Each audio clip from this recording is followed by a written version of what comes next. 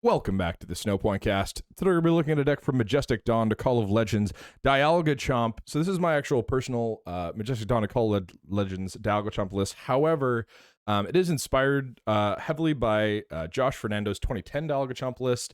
A lot of the counts are copied over from that, and then I kind of just changed some stuff up. But let's get right into it. So starting off with 2 Dialga G. Dialga G is one of your main attackers. So it's got 100 HP, Metal type, 2 Retreat.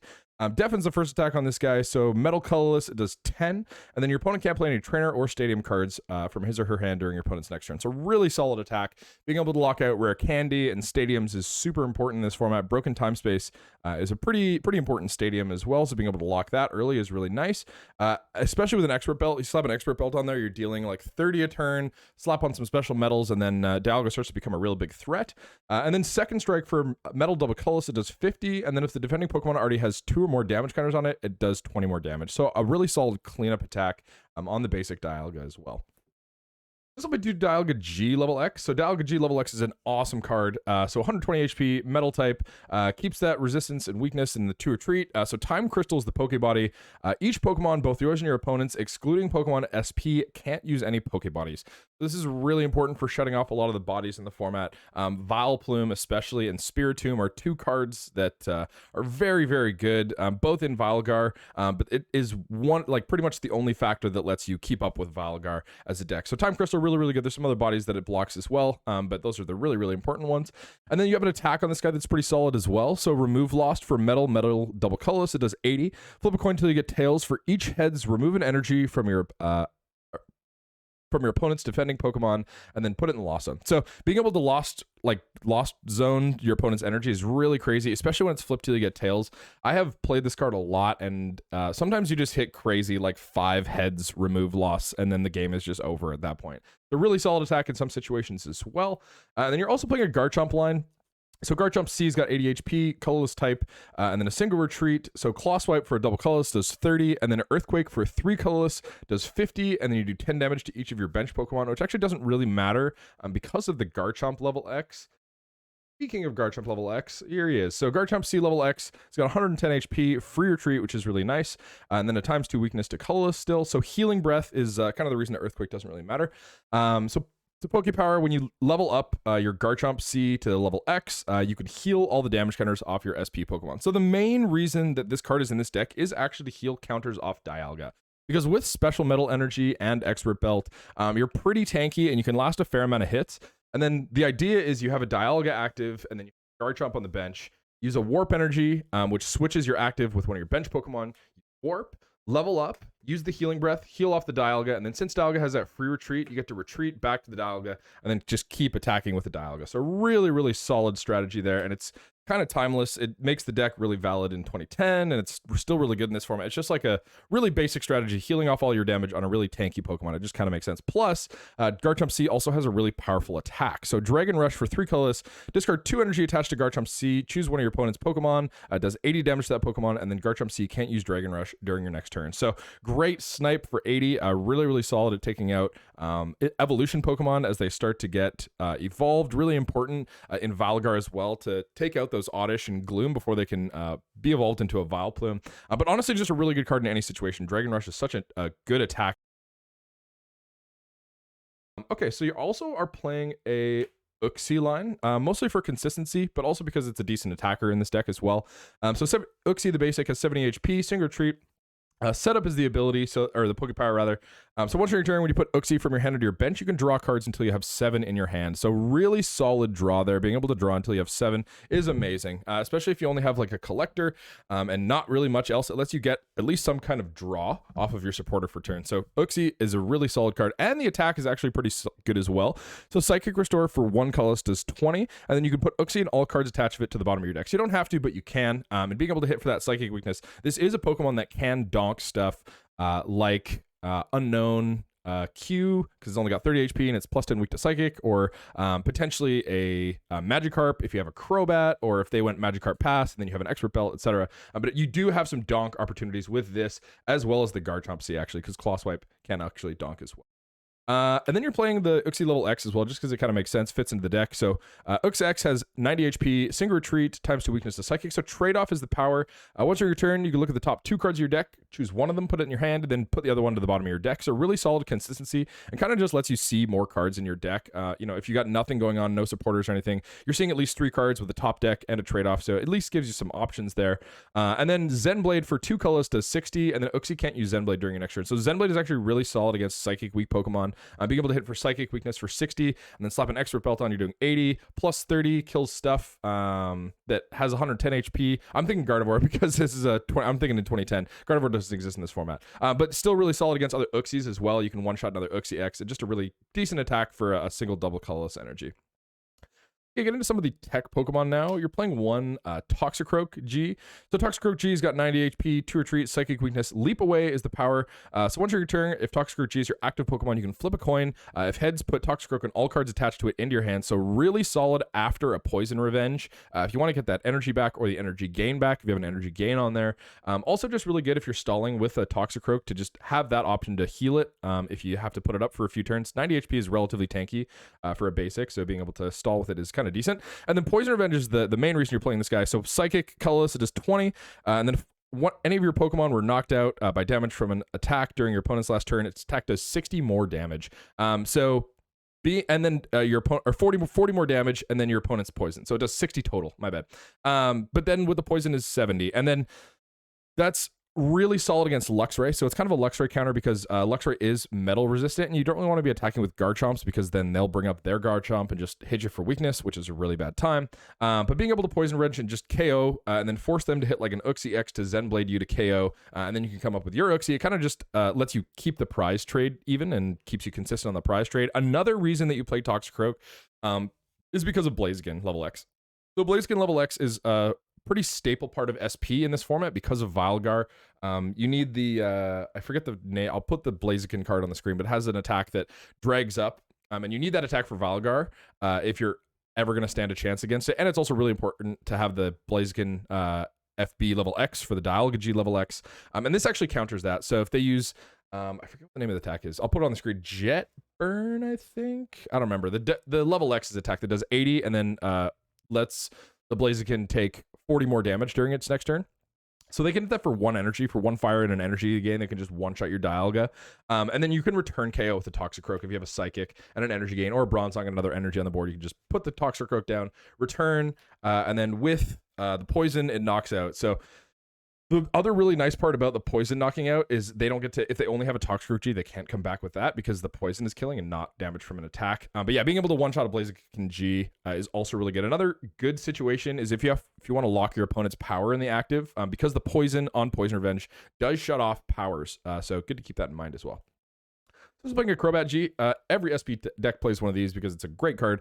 So Crobat G, 80 HP, free retreat, Flash Bite's the power. So once during your turn, if you play Crobat G from your hand onto your bench, you can put 1 damage counter on one of your opponent's Pokemon. So really solid at getting around Vilgar. Fainting Spell on Gengar is a really deadly ability, especially when you're attacking with a Dialga. You can't really afford to lose an expert belted Dialga to a non-expert belted Gengar because they don't even play expert belt. So that's just really bad trades. But Crobat kind of lets you get around that fainting spell because they're not dying from damage from an attack, they're dying from an ability, so they don't get to activate fainting spell. So really important there. Also just really important to hit some stuff on the bench. You know, if you're trying to hit something on the bench that has 90 with a Garchomp, you can go Flash Bite and then snipe it for 80 and then it dies. And it's just a lot of really niche uses. Crobat's a solid card. You're also playing one Bronzong G because it is a really good card as well. So Bronzong G, 90 HP, 3 retreat, pretty fat boy. Galactic Switch is the power. So once during your turn, before you attack, you may move an energy card attached to one of your SP Pokemon to another one of your Pokemon, then put 2 damage counters on Bronzong G. So great for moving energy around, especially to get surprise Garchomps if you need to attack with a Garchomp out of nowhere. Also really good for healing your Dialgas. You kind of have that option to go, if you have a Dialga in the active and one on the bench, you can go move 1 energy and then Poké Turn the active if that's the only healing option you have, and then you can put the other one up, attach Expert Belt, level X, and then you're still deafening for 30. So really, really solid card there. Lots of uses. Moving energy to Uxie is also really good in some situations, or Toxicroak, like I was saying before. But yeah, Bronzong's amazing. You can also attack with it. Really rare that you do unless you start it and have like nothing else, but you can because you play Metal Energy and Double Colorless. So 1 Metal, Double Colorless does 40, and then 10 damage to each of your opponent's bench Pokemon that has damage counters on it. So it's only really good if your opponent has already used an Earthquake to kill one of your Garchomps or something. But actually, that's kind of a cool attack if you have to use it and your opponent's used a Garchomp. Really, really niche that's useful, but definitely some uses. And then you play one Smeargle as well. I really like the one Smeargle just for consistency. 70 HP, single retreat. Portrait's the reason you play this guy. So Portrait, once you're in your turn, you can look at your opponent's hand, choose a supporter card you find there, and then use the effect of that supporter card as the effect of Portrait. So really good for consistency, especially with Warp energy. You have a lot of you have play 3 Warp. So being able to Warp to a Smeargle if you don't really have anything going on, usually you have an Unown Q on it, so it has free retreat. And then you can potentially use 2 supporters in a turn. And when you get to use 2 Cyrus Conspiracy in a turn, things can get really deadly for your opponent really quickly. So Portrait, really solid. Tail Wrap, awful attack. So for Double Colorless, you can use it, does 20 times. Flip 2 coins, this deck does 20 damage times number of heads. So max you're doing 40. Min you're doing 0 and wasting a DC attached. So really awful attack. But I guess you could kill a Garchomp with it, technically, if you really needed to. Because Garchomp's got 80, and it's time too weak to Colorless. So if you hit 2 heads, if you were in that situation, that's like the only situation where it's good. But I guess there is some situations where it could be okay. And you're also playing one Unown Q just to keep your Pokemon moving, especially your Smeargle. But also Uxie has a single retreat, so being able to retreat that guy, or potentially a Toxicroak, depending on what your board looks like. But just being able to move around Pokemon is solid. So 30 HP, free retreat, which is kind of nice. Quick, so essentially it works like this. Let's say I have a Smeargle active and this Q on the bench. I can activate Quick. Unown Q becomes a tool, and then I put it on that Pokemon, and now that Pokemon has 1 colorless less retreat. So now I can just retreat him for free, which is really nice. And it just keeps your mobility really high as well. You can put an Uxie up, level exit, and then Q to get it to the bench, and then you got that Uxie level X to trade off for consistency for the rest of the game. But yeah, mostly to retreat your consistency. Okay, so getting into the trainer cards. So we start with 4 Poké Turn because Poké Turn is busted, and a 4 of staple in every SP deck because it's such a good card. So return one of your Pokemon SP and all cards attached to it to your hand. So like I was saying before, it can help heal your Dialga Gs. It can also reset your Garchomps. So when you're, like the play that I was talking about earlier, where you have a Dialga, Warp energy, level up, and then retreat. You don't really want to, just have that Garchomp C there. It's okay in some situations, but often you want to be able to have that healing breath. So this is the like pro Dialgachomp play. I'm going to let you guys in on knowledge. So what you do is you go, the player before where you retreat the Dialga, promote the Garchomp, level X. And here's the real play, because you just warped the Dialga, right? So you go Galactic Switch, move the Warp energy to the Garchomp, Poké Turn the Garchomp, put the Garchomp, the Warp, and the level X back in your hand, bench the Garchomp, and then you automatically have Healing Breath the next turn with a Warp and the the Garchomp level X in your hand. So really solid strategy there, and it just lets the deck do exactly what it wants to do. If you're Poké Turning your Garchomps and getting Healing Breaths off, oftentimes your opponent is not going to be two-shotting Dialga, so you can take 2 hits and then switch and go with a Healing Breath. So really, really solid. Also really good for reusing Crobat or Bronzong if you need to do that as well. Just a great card in every. Just playing 3 Expert Belt, super important on Dialga, but also can be good on an Uxie level X as well, depending on what your opponent's board is looking like, or even a Toxicroak, honestly. Also, something good to note about Expert Belt is it can save you games because you have 80 HP on Garchomp and your Uxies have 70, and other opposing Garchomps can obviously snipe you for 80 as well. So if you have a Garchomp that's in threat of being sniped, but you want to keep it because you want to be able to Healing Breath, you can just Expert Belt it, and then it has 100 HP, so it forces them to hit Bat, Poké Turn if they want to kill it, which sometimes they can do, but there are some situations where you just want to Expert Belt for that extra 20 HP to stay alive. But also just really good. So you play 3 Power Spray as well. So Power Spray is a really insane card. I didn't even explain Expert Belt. Let me explain Expert Belt. So essentially, you just get plus 20 HP, and then you also do 20 more damage. And then when this Pokemon is knocked out, they take an additional prize card. So essentially, it just makes your Pokemon an E. Okay, so Power Spray. So you may play this card during your opponent's turn. When your opponent's Pokemon uses a Pokemon Power, prevent all effects of that Pokemon Power. This card doesn't work unless you have 3 Pokemon SP in play. So really solid card. One of the reasons that SPs one of the most favored old format deck because it's so fun with this card. You get to play cards on your opponent's turn, and this is essentially the only format. This in 2010, and whatever Power Spray exists in 2009 as well, I guess. Playing cards on your opponent's turn, which is really, really fun and never really happens in Pokemon. So being able to, and canceling your opponent's abilities is also a very high skill-based card. You have to know when you should Power Spray and when you need to hold Power Spray and not. And it's a big head game whether, you know, if I go to Uxie to set up, but I actually want to Flash Bite, they could Power Spray the Uxie, and then I get to Crobat automatically. So it's kind of a head game. You can kind of get to play a little bit of a game with your opponents there with Power Sprays, especially with Cyrus, you get to reveal it. But yeah, really solid card. And then we're also playing 2 SP Radar. So SP Radars for Pokemon consistency. Choose a card from your hand, put it on the top of your deck, search your deck for a Pokemon SP, show it to your opponent, and put it in your hand. So it helps you find Garchomp level X, Garchomp C, Dialga, and Dialga level X, as well as these 3 guys. So the main reason you play this is because it's searchable by Cyrus. There are better Pokemon search cards in the format, but not searchable by Cyrus. So you play 2 of these, pretty staple in every SP deck as well, just because searchable Pokemon search is really, really good. Okay, you're also playing 1 Warpoint. So Warpoint, your opponent switches the defending Pokemon with one of his bench Pokemon, and then you do the same. So also good for getting a Garchomp out. Sometimes you want to bring an opponent's bench Pokemon active, though. Especially, this is a very common end game winning card because your opponent will put a big Pokemon in the active, and they'll have some smaller stuff, sometimes damaged stuff on the bench that they can't really afford to promote. And then if you have a Warpoint, you can just bring that active, and usually a Lost Remove with a Dialga G Level.X, if you have all the energy attached, doing 100 will kill most stuff, not everything, but it will kill a majority of things at the end of the game. And then you also play 1 energy gain. Seems kind of low, but this is one of those Josh Fernando counts that I was also apprehensive about at first. I was like, 1 energy gain, that seems really low. But after testing it in multiple Dialgachomp variants in Diamond Pearl to Arceus, as well as 2010, I think 1 is absolutely fine because you most of the time just want an expert belt on a Dialga anyway. And it is good for Garchomp and it is good for Toxicroak, but it's also searchable. And you also play Junk Arm in this format to get it back. So I think 1 is entirely fine, and I think that's a super, super fine count with Cyrus. But yeah, essentially just lets your SP Pokemon attack for 1 colorless less. A really solid card. You get to Dragon Rush for double colorless energy and the energy gain, which is really, really solid. And then also attack with the Toxicroak for 1 energy. Just really good card in deck. And then you're also playing an energy exchanger. So this is a Majestic Dawn to Call of Legends specific card. I really, really like this card. So choose an energy card from your hand, show it to your opponent, and then put it into your deck, and then choose a different energy card in your deck or whatever, the same energy card, and put it in your hand. So really solid for finding your special energies. Finds a double colorless energy, finds a warp energy, finds a special metal energy, finds a psychic energy if that's what you need as well. And one of the greatest parts about this is with Cyrus, you are finding energy in your hand all the time because it searches in energy every time you do it. And if you have some extra attaches, let's say you have a Cyrus and this guy, if I have the option to attach a special metal compared to a basic metal, not only do I put the basic metal back if I get another Cyrus with a Cyrus so I can get it next turn, I also now have a special metal on my Dialga. So really solid card. Also really good for finding DC. Just good at any point in the game. You know, warp energy really depends what your hand is and what the board is, but really good card, especially with twins because you can search this card out. Okay, so you also play 1 Versus Seeker.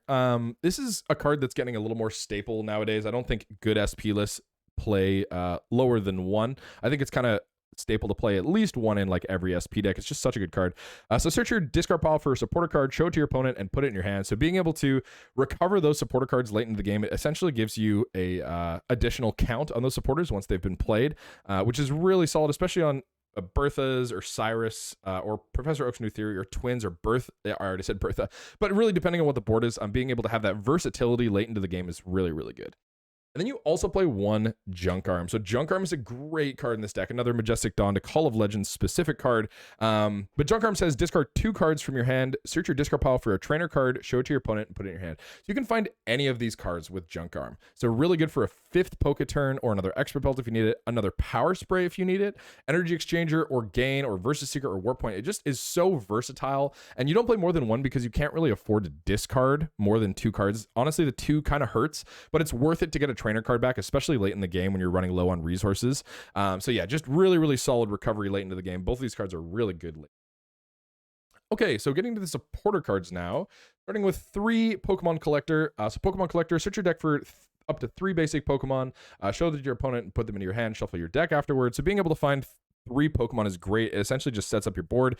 You can go for like Dialga, Garchomp, Uxie, bench the 2, and then if you started with an SP Pokemon, not only are your power sprays live, but you also get to draw a bunch of cards.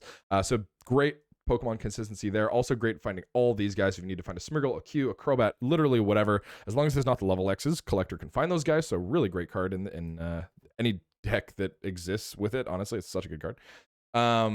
3 Cyrus Conspiracy as well. Seems kind of low. I think a lot of people would like to see 4 of this card, but this is another Josh Fernando count that I think is actually just better, especially in this format, because finding trainer cards is good, but Dialga is arguably the best deck in the format. I think this has the potential to be it as well, because this can go swing for swing with Dialga and might even beat it, to be honest, but I need to test that matchup more before I can concretely say that. But part of that is having trainer cards that are playable, and these trainer cards are good, but they don't search trainer cards that are playable. They search an energy and another supporter card, which is like okay, but essentially just against Dialga, you can only get 1 other supporter and an energy, which is like fine, but you really want the trainer card. And especially with VS Seeker and Junk Arm, it's not like you don't have access to more later in the game. It is really good, but there's just some other cards that are really good in this form, like Pont. So Professor Oak's new theory, shuffle your hand to your deck, draw 6 cards. So really solid card. Just a shuffle, draw 6. Great at resetting your hand if you have kind of nothing going on. But one of the reasons you play Pont is there's a lot of hand disruption in it. The Lookers and Judge are 2 pretty big cards, as well as Giratina and Regigigas. So being able to just have cards that draw you a bunch of cards and having good outs to hand disruption is really, really good. So that's why you play 2 Pont. And they also played 2 Bebe Search.